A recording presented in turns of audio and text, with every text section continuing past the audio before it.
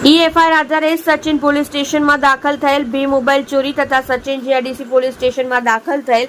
4 mobile ચોરી તેમજ 1 mobile સ્નેચિંગના ગુનામાં સંડોવાયેલ 2 આરોપીઓને ચોરીમાં ગયેલ કુલ 7 મોબાઈલ ફોન સાથે ગણતરીના કલાકોમાં પકડી પાડી 7 વણશોધાયેલ ગુનાઓ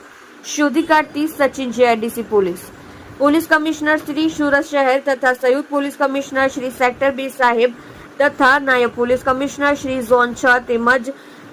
મદદનીશ police commissioner Shri I division સાહેબનાઓ તરફથી વંશોધાયેલ ગુનાઓ શોધી કાઢવા તેમજ નાસ્તા ફરતા આરોપીઓ પકડી પાડવા અવારનવાર આપેલ સૂચનાઓ આધારે police inspector Shri G R. Chaudhary તથા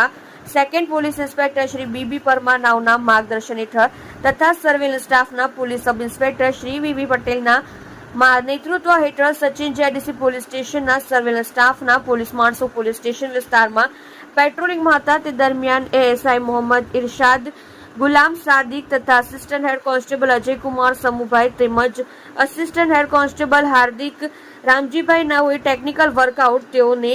મળેલ સંયુક્ત બાતમી હકીકત આધારે સચિન જીઆઈડીસી બરફ ફેક્ટરી પાસેથી તાજેતરમાં એફઆઈઆર આધારે સચિન પોલીસ સ્ટેશનમાં દાખલ થયેલ 2 મોબાઈલ ચોરી તથા સચિન જીઆઈડીસી પોલીસ સ્ટેશનમાં દાખલ થયેલ 4 મોબાઈલ ચોરી તેમજ 1 મોબાઈલ સ્નેચિંગના ગુનોમાં